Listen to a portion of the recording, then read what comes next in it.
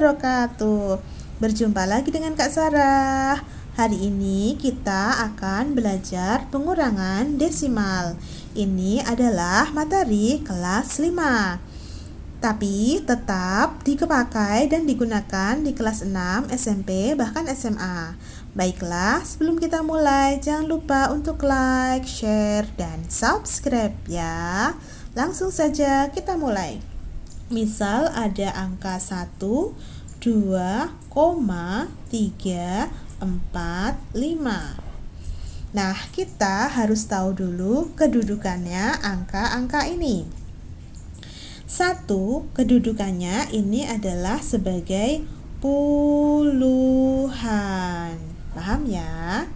2-nya ini adalah satuan.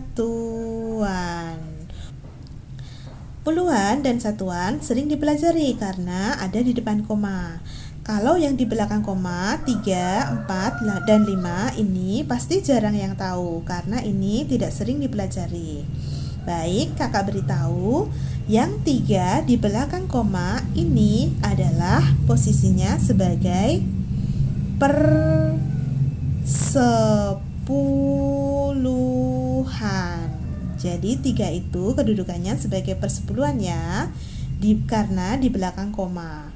Di belakang persepuluhan ini namanya adalah perseratusan.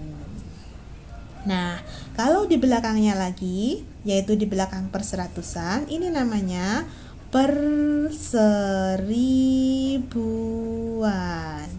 Ini kaitannya ada untuk pengurangan desimal. Baik, kita ke nomor 1. Nomor 1, 0,24 dikurangi 0,12. Nah, dalam menguranginya 0 dan 0 karena di depan koma, yaitu satuan, harus lurus. Komanya harus lurus juga. 2 dan 1 harus lurus karena persepuluhan. 4 dan 2 juga harus lurus karena perseratusan. Baik, kita tuliskan 0,24, 0,12. Nah, posisinya seperti ini. Komanya harus lurus, satuannya harus lurus, persepuluhannya harus lurus, perseratusannya juga harus lurus. Baik, mari kita kurangi. 4 dikurangi 2 hasilnya adalah 2. 2 dikurangi 1 hasilnya adalah 1. 0 kurangi 0 hasilnya adalah 0. Jadi diperoleh hasil 0,12. Paham ya? Nomor 2, 0,7 dikurangi 0,5. 0-nya ada di depan koma, berarti harus lurus ya. Ini adalah satuan. Komanya harus lurus. 7 dan 5 ada di belakang koma persis. Berarti posisinya ini adalah persepuluhan, harus lurus juga. Mari kita tulis 0,7, 0,5. Nah, komanya harus lurus ya. Satuannya harus lurus, persepuluhannya juga harus lurus. 7 dikurangi 5 hasilnya adalah 2. 0 dikurangi 0 hasilnya adalah 0. Jadi diperoleh hasil 0,2. Nomor 3, 1,5 dikurangi 0,125. Satunya dan 0-nya karena posisinya satuan, yaitu di depan koma, maka harus lurus. Komanya harus lurus. 5 adalah persepuluhan karena di belakang koma. 1 juga persepuluhan karena di belakang koma. Berarti harus lurus juga. Mari kita tulis 1,5, 0,125. Nah, posisinya seperti ini ya. Komanya harus lurus, satuannya harus lurus, persepuluhannya harus lurus. 2-nya tidak ada pasangannya, tidak apa-apa. 5-nya tidak ada pasangannya, tidak apa-apa. Baik, kita kurangi. 1,5 ini sama dengan 1,500. Jangan bingung ya.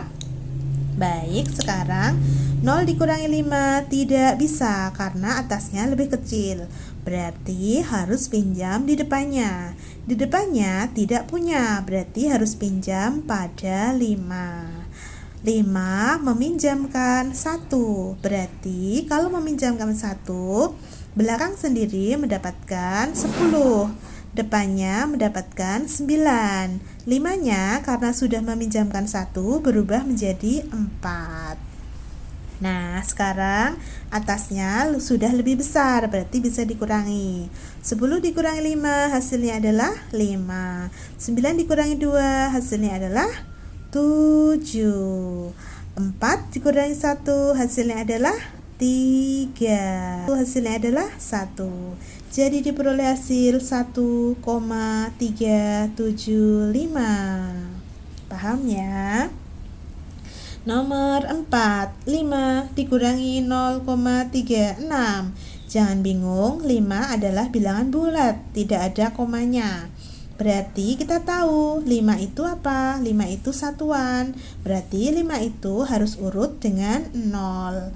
Baru diikuti koma, baru diikuti 3, baru diikuti 6. Mari kita tulis 5 0,36. Nah, posisinya seperti ini ya. 5-nya harus lurus dengan 0 karena ini satuan. Baik, kita kurangi. 5 bisa juga dituliskan 5,00. Sekarang kita kurangi. 0 dikurangi 6 tidak bisa karena atasnya lebih kecil. Berarti harus bagaimana? Harus pinjam di depannya. Ternyata depannya tidak punya, berarti harus pinjam pada 5. 5 meminjamkan 1, berarti yang paling belakang sendiri mendapatkan 10, depannya mendapatkan 9. Sedangkan 5-nya berubah menjadi 4. Sekarang atasnya sudah lebih besar, berarti bisa dikurangi 4. 9 dikurangi 3 hasilnya adalah 6. 4 dikurangi 0 hasilnya adalah 4. Jadi diperoleh hasil 4,64.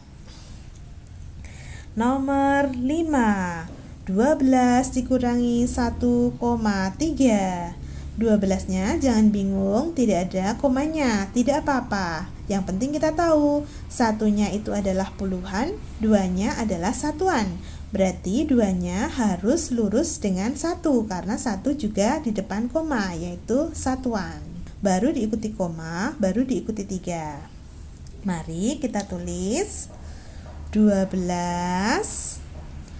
1,3. Satunya harus lurus dengan 2 ya, karena 1 adalah satuan, 2 juga satuan. Nah, posisinya seperti ini. Baik, kita kurangi. 12 itu bisa ditulis dengan 12,0, bisa. Kalau tidak ditulis 0-nya juga tidak apa-apa. 0 dikurangi 3 tidak bisa, maka harus pinjam depannya. 2 meminjamkan 1, jadi belakang adalah 10. 2-nya jadi tinggal 1. 10 dikurangi 3 hasilnya adalah 7. 1 dikurangi 1 hasilnya adalah 0. Satunya turun. Jadi diperoleh hasil 10,7. Bagaimana? Cukup mudah bukan untuk mengurangi desimal?